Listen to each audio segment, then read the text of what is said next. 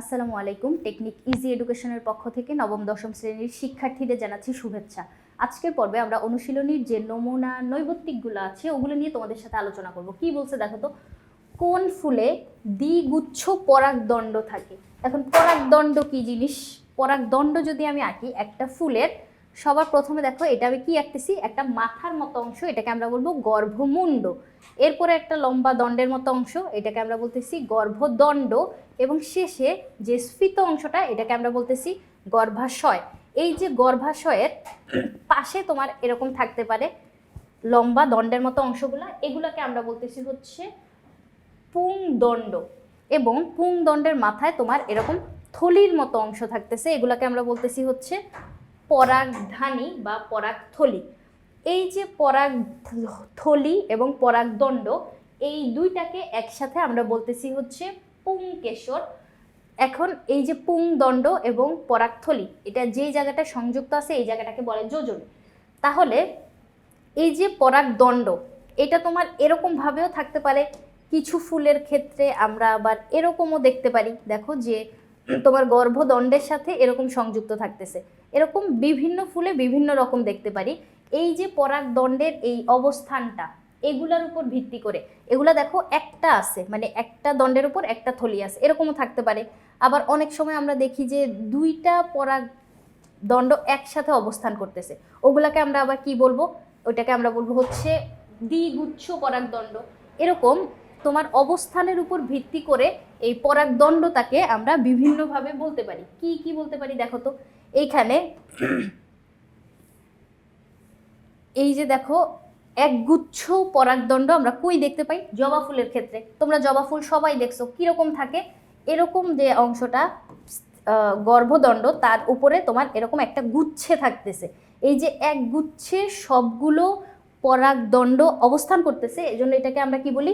একগুচ্ছ পরাগদণ্ড। আর এটা হচ্ছে জবা উদাহরণ। দ্বিগুচ্ছ দুইটা যদি একসাথে থাকে সেক্ষেত্রে আমরা মটর গাছের ক্ষেত্রে এই দ্বিগুচ্ছ পরাগদণ্ডটা দেখতে পাই। বহুগুচ্ছ পরাগদণ্ড আমরা কই দেখি? শিমুল ফুলে। এবং দললগ্ন, দল বলতে বুঝায় পাপড়ি, দল বলতে আমরা পাপড়িটাকে বুঝতেছি, পাপড়ি বা করল্লা।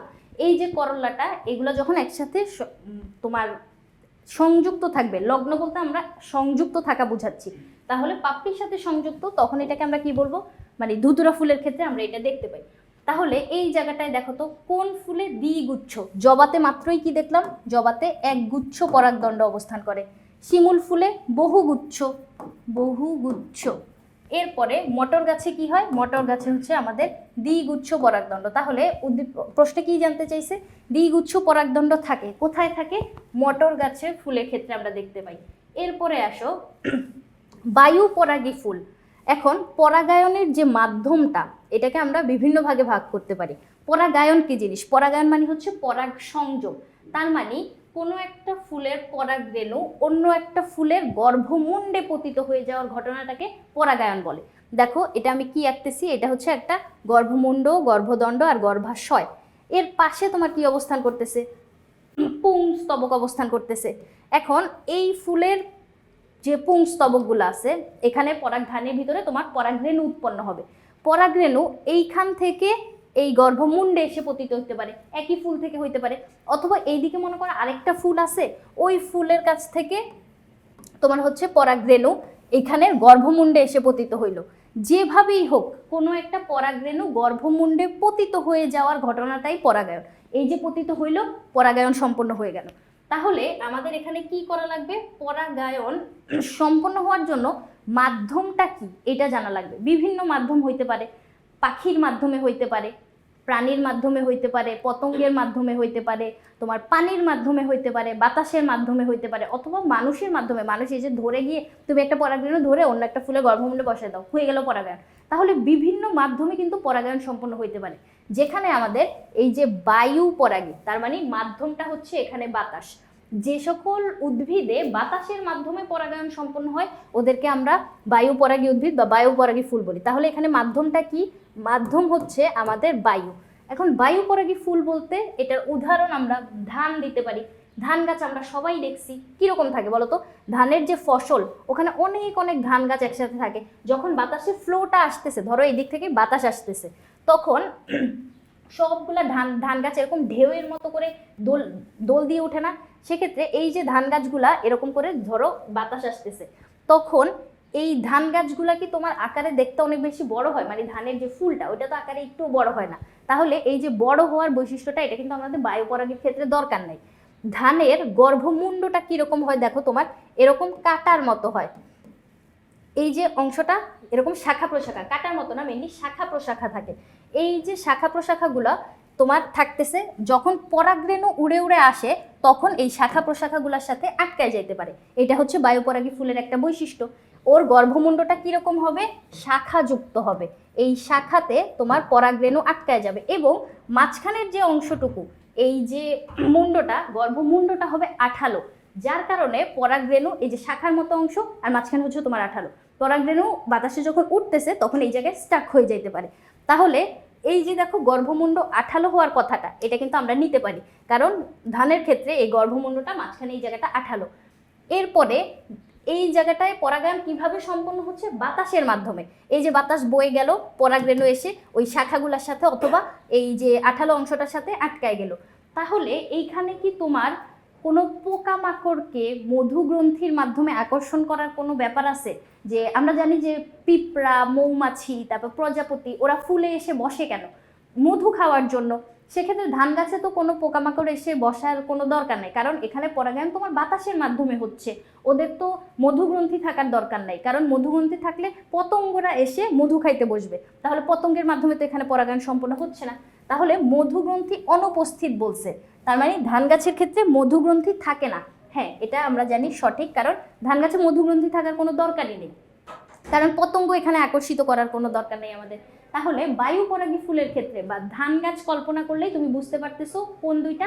ওইটা আকারে একটু বড় হয় না, গর্ভমুণ্ড আঠালো হয় এবং মধুগ্রন্থি অনুপস্থিত থাকে। তাহলে 2 আর 3 নাম্বারটা আমি এখানে সঠিক বলতে পারতেছি, আমার উত্তর হইল গ নাম্বারটা। এরপরের প্রশ্নে যদি আমি যাই, দেখো তো কি বলছে, দুইটা চিত্র দিয়ে দেওয়া আছে। এই চিত্র দুইটা দিয়ে আমার পরের প্রশ্নগুলোর উত্তর করা লাগবে। চিত্র দুইটাকে আমরা আগে দেখি। দেখো তো কি বলছে চিত্রতে। এই যে স্ট্রাকচারটা, এটাকে আমরা বলতেছি হচ্ছে ভ্রূণথলি। ভ্রূণথলি, এই যে ভ্রূণথলির ভেতরে মোট 8টা কোষ থাকে, উপরে 3টা, নিচে 3টা, মাঝখানে 2টা। কয়টা হইল? 3 3 6 7 8। এই যে ভ্রূণথলিতে মোট 8টি কোষ থাকতেছে, এই 8টি কোষের ভিতরে মাঝখানে যেই 2টা নিউক্লিয়াস অবস্থান করতেছে, পি দ্বারা যাকে চিহ্নিত করছে, এটাকে আমরা বলবো গৌণ নিউক্লিয়াস, গৌণ বা সেকেন্ডারি নিউক্লিয়াস। এরপরে এই দিকে দেখো, ভ্রূণথলির নিচের দিকে তোমার রন্ধ্র থাকে, রন্ধ্র মানে ছিদ্র। এই যে রন্ধ্রের দিকের যে কোষ 3টা, রন্ধ্রের দিকের যে কোষ 3টা, এই 3টা কোষকে আমরা একসাথে বলবো হচ্ছে গর্ভযন্ত্র। এই 3টা কোষকে একসাথে আমরা কি বলবো? গর্ভযন্ত্র বলবো। গর্ভযন্ত্রের মাঝখানের কোষটা আকারে তুলনামূলক বড় হয় এবং পাশের কোষ 2টা কিছুটা ছোট। এই যে বড় কোষটা যেখানে কিউ চিহ্নিতকরণ করা আছে, এটা হচ্ছে আমাদের ডিম্বাণু। এই যে বড় কোষটা, এটা হচ্ছে ডিম্বাণু। ডিম্বাণুর পাশে 2টা সহকারী কোষ থাকতেছে, একটা ডিম্বাণু, 2টা সহকারী কোষ, মোট 3টা কোষকে একসাথে আমরা গর্ভযন্ত্র বলবো। ডিম্বক রন্ধ্রের বিপরীত দিকের কোষ 3টা, যেটাকে ও দ্বারা চিহ্নিতকরণ করা আছে, এই 3টা কোষকে আমরা বলি হচ্ছে প্রতিপাদ কোষ। প্রতিপাদ কোষ। তাহলে এই চিত্রের সব কিছু আমরা জানলাম। ও চিহ্নিত করলো প্রতিপাদ কোষকে, পি চিহ্নিত করলো গৌণ নিউক্লিয়াসকে এবং কিউ চিহ্নিত করছে ডিম্বাণুকে। এরপরে পাশের চিত্রটা দেখো, এটা হচ্ছে একটা পরাগরেণু, যেটা তোমার কিছুটা বিভাজিত হয়ে গ্যামেট তৈরি করছে। এই যে পরাগরেণুটা, ওর ভিতরে যে 2টা গ্যামেট আছে, এই এম চিহ্নিতকরণ, এটা হচ্ছে আমাদের পুং গ্যামেট। পুং গ্যামেট।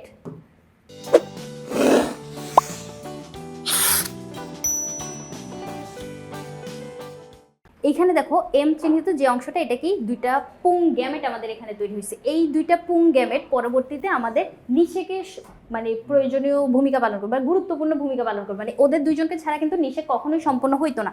এরপরে এন যে জায়গাটা আছে, দেখো এন জায়গাটা, এটা হচ্ছে আমাদের নালিকা কোষ। নালিকা কোষ, ওর নাম শুনলেই বোঝা যায় ও কি করে, নালী তৈরি করে। নালিকা কোষটা নালী তৈরি করতে করতে এই রন্ধ্র পর্যন্ত চলে আসবে, রন্ধ্র পর্যন্ত এসে নালিকা কোষটা উন্মুক্ত হয়ে যাবে। তাহলে নালিকা কোষের কাজ নালী তৈরি করা। ওই নালীর পেছনে পেছনে তোমার 2টা পুং গ্যামেট অগ্রসর হবে। অগ্রসর হইতে হইতে নালিকা কোষটা যখন রন্ধ্রে এসে তোমার ভ্যানিশ হয়ে যাবে, তখন ওই পুং গ্যামেট একটা মিলিত হবে ডিম্বাণুর সাথে, আরেকটা মিলিত হবে এই গৌণ নিউক্লিয়াসের সাথে। তাহলে এই প্রক্রিয়াটা আমরা বুঝতে পারলাম। এরপরে দেখো চিত্রটা কি বলছে, মানে 3 নাম্বার কি বলছে, চিত্রের কোন অংশটি পরিবর্তিত হয়ে শস্যকলায় পরিণত হয়। এই যে শস্যকলা, এখানে আমরা জানি ট্রিপ্লয়েড ক্রোমোজোম থাকে, মানে 3 প্রস্থ ক্রোমোজোম। এই যে 3n সংখ্যক ক্রোমোজোম, এটা তৈরি হয় কিভাবে, একটা পুং গ্যামেট যখন গৌণ নিউক্লিয়াসের সাথে সংযুক্ত হয়েছিল তখন এটাকে আমরা শস্যকোষ উৎপন্ন হইতে দেখি। তাহলে পি অংশের সাথে যুক্ত হওয়া লাগবে, এম পি অংশের সাথে যুক্ত হওয়া লাগবে চিত্রের কোন অংশটি পরিবর্তিত হয়ে। তাহলে এম যখন পি এর সাথে যুক্ত হবে, পি অংশটা পরিবর্তিত হয়ে আমাদের শস্যকোষ তৈরি করবে। এন যে অংশটা, এটা তো নালিকা কোষ, এখানে তো তোমার মানে নালিকা কোষ তো তোমার নালী তৈরি করে এখান পর্যন্ত এসে ভ্যানিশ হয়ে যাবে। তারপরে ও যে অংশটা, এটা প্রতিপাদ্য কোষ, এগুলো তোমার শস্যকোষ উৎপন্ন করবে না। কিউ যে অংশটা, আচ্ছা এটা হচ্ছে তোমার মানে নিষেকের ফলে এই জায়গাটায় তোমার গর্ভাশয় স্ফীত হইতে থাকবে, মানে নিষেক যখন সম্পন্ন হবে তখন এর পাশে কি আছে আমাদের গর্ভাশয় কোষ না, এই গর্ভাশয় এককভাবে অথবা ফুলের অন্যান্য অংশ সহ স্ফীত হয়ে ফল তৈরি করবে। এরপরে চলো আমরা 4 নাম্বার প্রশ্নটা দেখি কি বলছে, ভ্রূণ সৃষ্টিতে চিত্রের কোন অংশটি ভূমিকা রাখে। আচ্ছা ভ্রূণ তৈরি হবে, ভ্রূণ বলতে আমরা নিষেকের পরে সৃষ্টে প্রথম যে জাইগোট কোষটা ওর বিভাজনটাকে বুঝতেছি।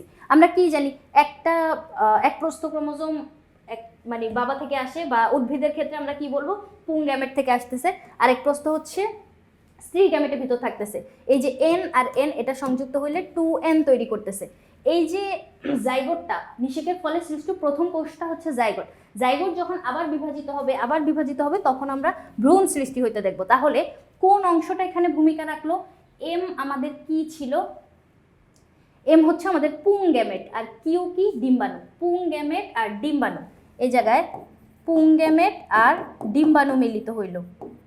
এরপরে এম হচ্ছে পুং গ্যামেট আর পি অংশটা কি ছিল, পি অংশটা হচ্ছে আমাদের গৌণ নিউক্লিয়াস। তাহলে গৌণ আর পুং গ্যামেট মিলিত হইলে শস্যকোষ তৈরি হবে। এই জায়গায় তৈরি হবে শস্যকোষ, এই জায়গায় কি তৈরি হবে, শস্যকোষ তৈরি হবে। তারপরে এম আর এন যদি মিলিত হয়, এম আর এন কখনো মিলিতই হবে না। এম হচ্ছে তোমার পুং গ্যামেট আর এন হচ্ছে নালিকা কোষ। এই নালিকা কোষটা তো তোমার এখান পর্যন্ত এসে ভ্যানিশ হয়ে যাবে, ওকে তো আমরা আর পাচ্ছি না। তাহলে এম আর এন যখন মিলিত হবে, গ নাম্বার অপশনটা এখানে হবেই না। আর এন আর পি, এনে কি আছে নালিকা নিউক্লিয়াস, আর পি কি আছে গৌণ নিউক্লিয়াস, না নালিকা নিউক্লিয়াস তো ভ্যানিশ হয়ে যায়, ও কারোর সাথে মিলন ঘটতে পারে না। যার জন্য ভ্রূণ সৃষ্টিতে ভূমিকা পালন করতেছে কে, দেখো এম আর কিউ। এম কি পুং গ্যামেট আর কিউ হচ্ছে ডিম্বাণু। তাহলে পুং আর স্ত্রী গ্যামেট মিলনের ফলে, পুং ও স্ত্রী গ্যামেট মিলনের ফলে নিষেক সম্পন্ন হবে এবং ভ্রূণ সৃষ্টি হবে। তাহলে আমরা উত্তর হিসেবে কোনটাকে বলতে পারতেছি, 4 নম্বরে উত্তর হচ্ছে আমাদের এই ক। তার মানে পুং ও স্ত্রী গ্যামেট মিলনের যে প্রক্রিয়াটা, এখানে হচ্ছে ভ্রূণ সৃষ্টি হবে। আর এম আর পি যদি মিলিত হয় এখানে শস্যকোষ তৈরি হবে। আর এখানে যে এন হচ্ছে তোমার নালিকা কোষ, যেটা কখনো মিলিত হইতে পারে না, বা যেটার কাজ তোমার রন্ধ্র পর্যন্ত এসে শেষ হয়ে যায়। রন্ধ্র পর্যন্ত এসে বলতে এই যে দেখো ভ্রূণ থলি অবস্থান করতেছে, উপরে 3টা কোষ, নিচে 3টা কোষ আর মাঝখানে 2টা কোষ। এটা কই থাকতেছে, তোমার গর্ভাশয়ের এখানে ভিতরে। আর গর্ভাশয়ের যে মাথাটা, এটা হচ্ছে গর্ভমুণ্ড।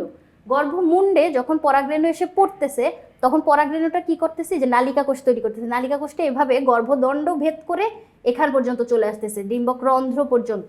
তাহলে এই যে গর্ভদণ্ডটা ভেদ করে আসতেছে, এসে এখান পর্যন্ত আসলে তোমার নালিকা কোষের কাজ শেষ।